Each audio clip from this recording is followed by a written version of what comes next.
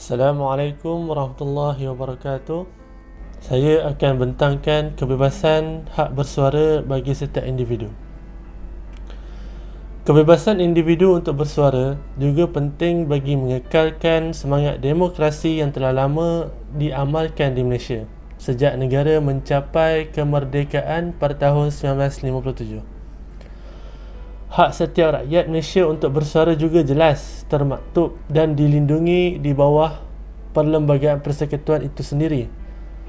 Bahagian 2 dalam Perlembagaan Persekutuan memperuntukkan dengan jelas mengenai kebebasan setiap warga negara.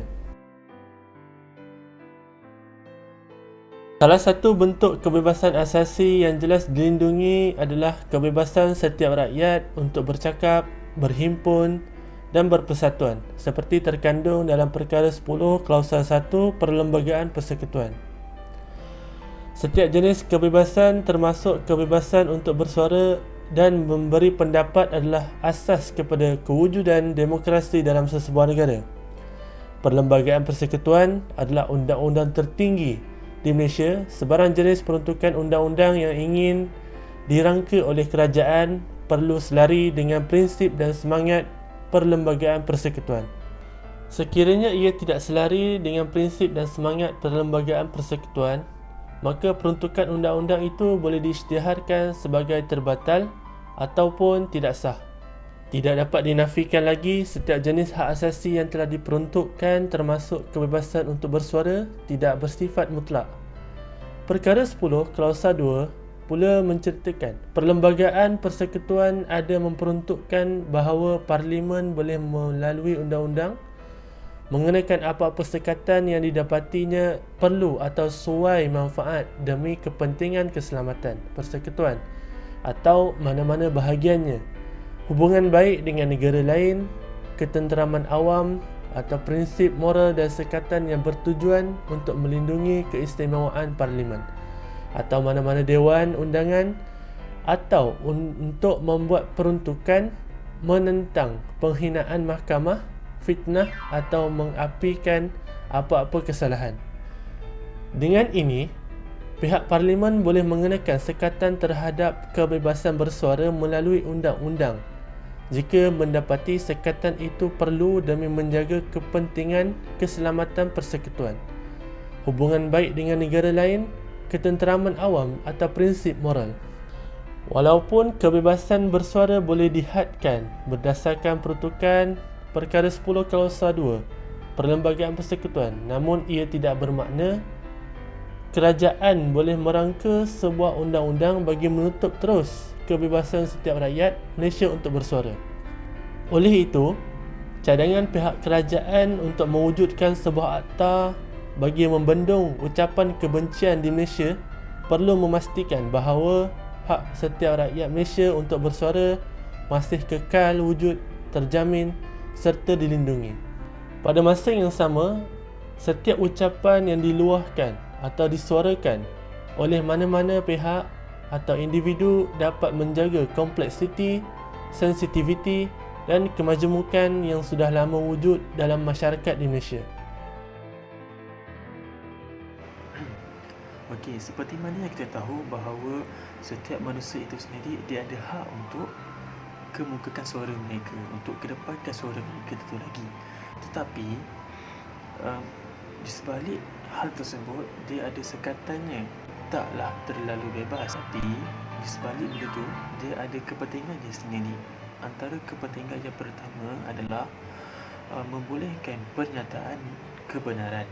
Okey, maksud dekat sini pandangan yang dibenarkan untuk bersaing di khalayak orang. Contohnya ahli Dewan Negeri yang kedepankan suaranya untuk rakyat di dalam parlimen. Okey, untuk apa? Untuk membolehkan kebenaran itu ditentukan. Seterusnya, kepentingan yang kedua adalah untuk memberikan kepuasan kepada individu yang menyuarakan pendapat mereka.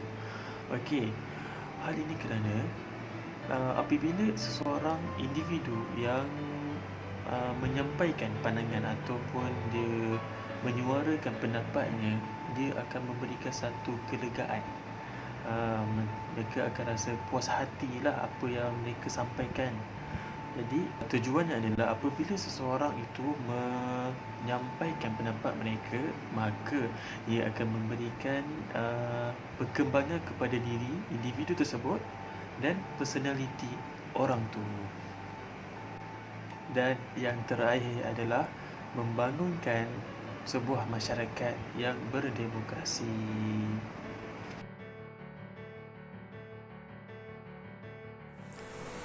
Bismillahirrahmanirrahim. Baik, sekarang saya akan menerangkan berkenaan kategori kebebasan bersuara.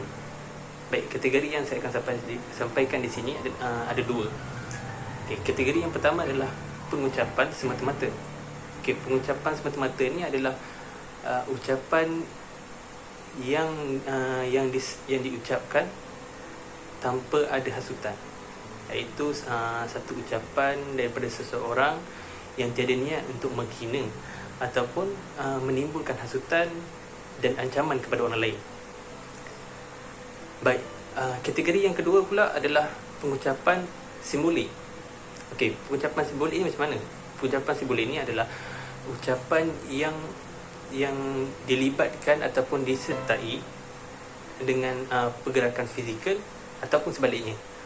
Sebagai contoh, seseorang ataupun seseorang individu itu dia bercakap dengan individu yang lain sambil menggerakkan tangan dia ke, kepala dia ke, ataupun badan dia. Baik, saya akan menerangkan pula berkenaan dengan skop kebebasan bersuara. Okay, dalam kita menggunakan kebebasan bersuara kita, semesti ianya juga adalah terhad ataupun terbatas juga dalam kita menggunakannya. Tak semestinya kita boleh menggunakan bagi kepentingan diri kita sendiri. Baik, skop yang pertama adalah kata-kata yang tidak menjadikan fitnah ataupun kata-kata yang boleh membawa kepada fitnah dan akan menimbulkan kesalahfahaman. Kerana jika ianya berlaku, ianya boleh disabitkan di bawah Akta Fitnah 1957. Baik, skop yang kedua adalah kata-kata yang boleh membawa kepada hasutan. Sebagai contoh, satu percakapan yang boleh membawa kepada huru-haranya satu keadaan itu. Dan skop yang ketiga adalah kata-kata yang tidak mencerca mahkamah. Sebagai contoh, seseorang yang mungkin dia baru je kalah ataupun gagal dalam membuat rayuan pada mahkamah, maka beliau mengeluarkan kata-kata kasar dalam mahkamah kepada mahkamah. Hal ini tidak dibolehkan. Dan skop yang keempat adalah kata-kata yang tidak melanggar hak keutamaan Parlimen dan Dewan Undangan Negeri.